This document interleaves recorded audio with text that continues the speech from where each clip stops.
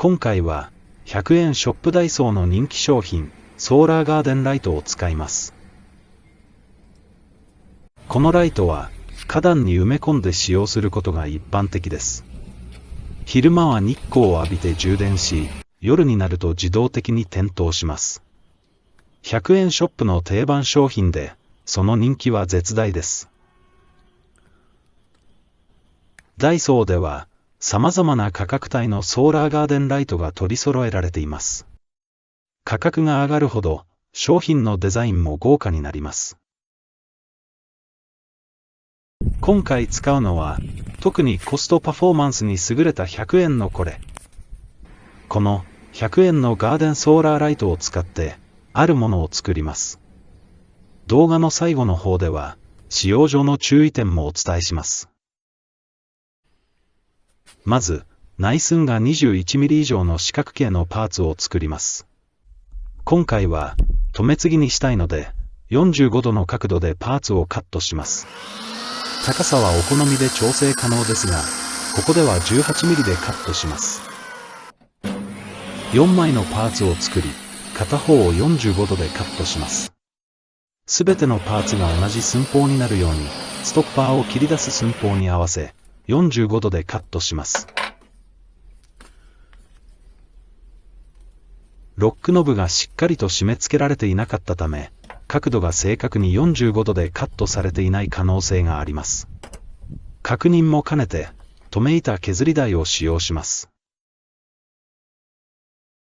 パーツが小さいため、組子用の留め板削り台を使用します。ネジを緩めて、削りたい寸法に調整します。寸法が決まったら、削りたいパーツをセットして、キワカンナで削ります。4枚、8箇所、確認を兼ね削りました。4枚のパーツが完成したら、接着剤で固定します。留め継ぎの接着方法は、輪ゴムを使用したり、テープを使用したりと、様々な方法があります。今回は、こういう方法で固めてみました。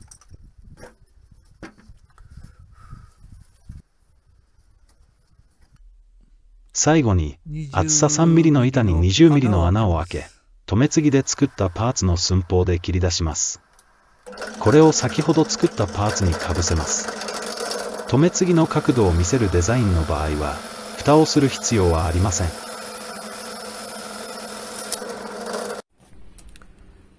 ガーデンライトのポールが 20.3mm あるので、穴をペーパーで広げて完成です。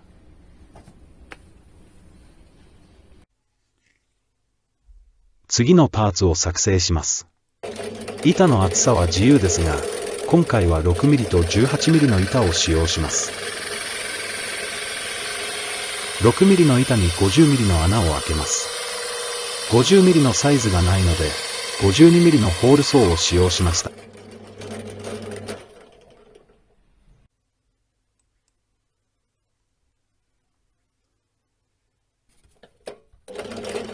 次に、18mm の板に 20mm の穴を開けます。こちらは 20mm のザグリビットを使用しました。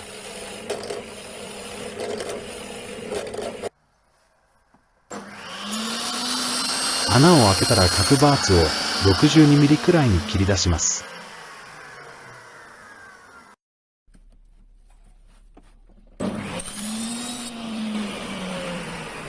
パーツを貼り合わせます。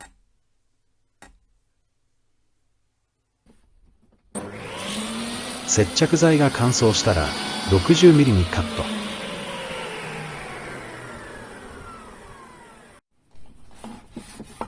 最後に小口削り台を使ってカンナで仕上げていきます。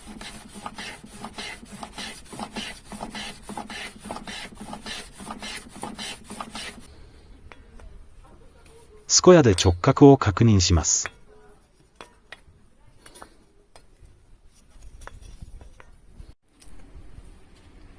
パーツが完成しました。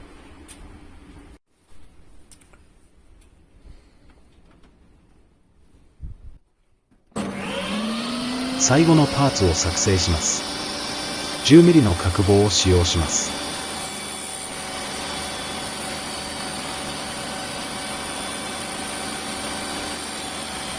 肩木の方が細工しやすいと思います。そこで、チタンを使って 10mm の角材を作りました。チグを使って、チタンの角棒を 10mm に仕上げます。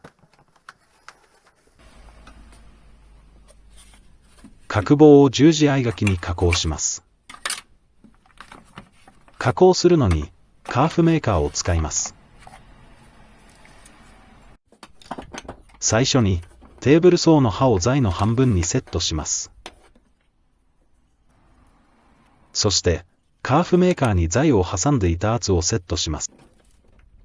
カーフメーカーをセットして材をカットします。カーフメーカーの向きを変えてパーツをセットし、カットします。2つのカットした間をかき取ります。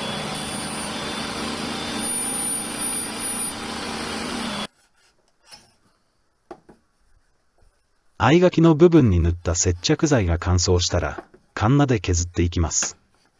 硬い木なので、力が入ります。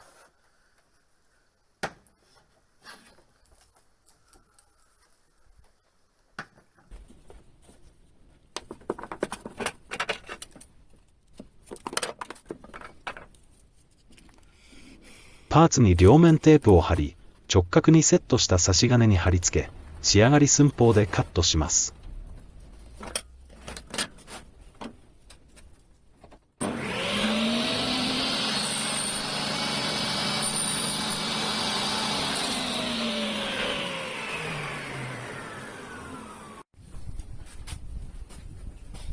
最後のパーツが完成しました。各パーツを組み立てます。2番目に作ったパーツに、十字合書きで作ったパーツを挟みます。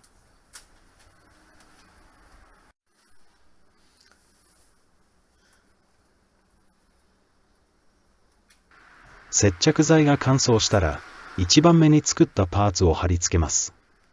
この時、ソーラーガーデンライトのポールを入れて接着すると安定します。取り付けたポールをパーツの穴にしっかり押し付けて安定させます。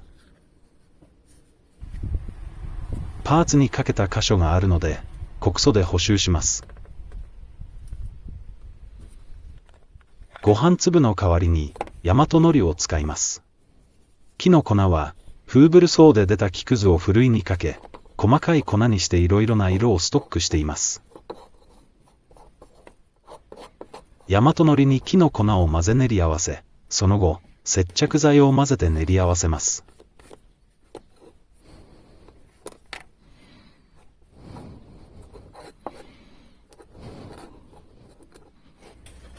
出来上がったものをかけている部分に埋め込みます。乾燥したら、ペーパーで仕上げます。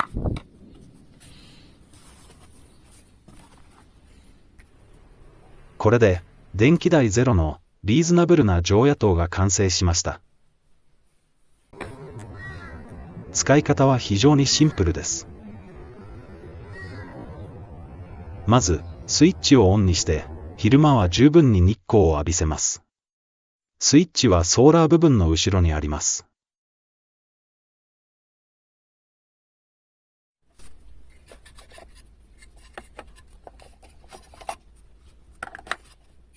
十分に日光を浴びたソーターを日が落ちる前に回収します。このままだと暗くなると自動的に点灯するのでスイッチをオフにします。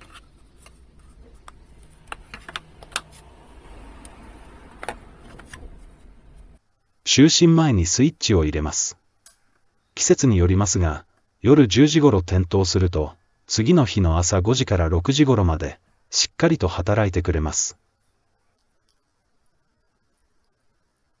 例えば、子供部屋の常夜灯として使用することで、子供たちは夜中にトイレに行く際に安心感を得ることができます。我が家では、玄関脇と台所に設置しています。廊下や階段の足元灯として設置するのも良い方法だと思います。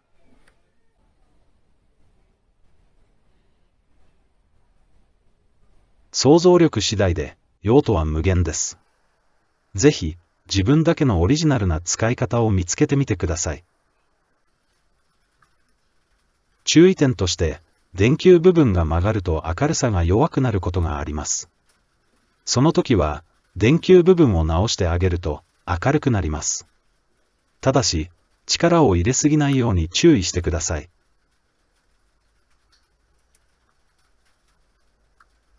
穴の開いた充電専用のポックスを作ると、電球部分が当たらないので曲がりにくいです。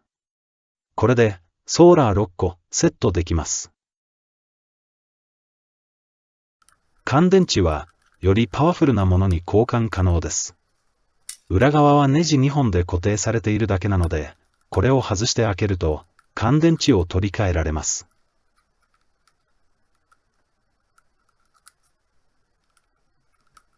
以前は、100均のソーラー乾電池に交換していましたが、ソーラー乾電池が店頭から消えてしまいました。価格を考えると、電池が切れたら新しいものに買い替えた方がリーズナブルです。ソーラー以外のバーツも劣化するので、すべて交換した方が良いと思います。100円と200円のソーラーガーデンライトのポールは同じものなので、どちらも使えます。明るさの違いをご覧ください。動画では分かりにくいと思いますが、違いますね。200円の方が大きいので明るいです。色も温かみがあります。電球色ですね。200円の商品は今回初めて購入したので、乾電池の持ち具合はまだわかりませんが、これもありですね。塗装は水性ウレタンか U オイルにするか迷っています。塗装をして完成です。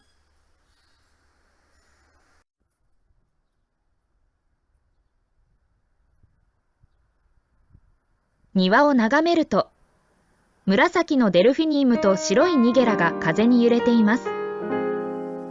デルフィニウムの紫はまるで深い海のように神秘的です。白いニゲラは清潔感がありますね。庭は色とりどりの花々でいっぱいです。それぞれの花が静かに時間を過ごしています。サフィニアのピンクは元気な色ですね。その色は見る人の心を明るくします。ここは日常生活の中に溶け込む自然の一部です。これがみなつきの我が家の庭です。マロンはゴマちゃんとトトロが大好きで、いつも一緒に遊んでいました。ぬいぐるみはたくさんあるけど、噛むのはいつも決まってました。きっと噛みやすい大きさがあるんだと思う。コマちゃんはいつの間にかいなくなっちゃったけど、トトロは噛み跡はあるけど元気だよ。みんなで一緒に仲良くね。はい、ピース。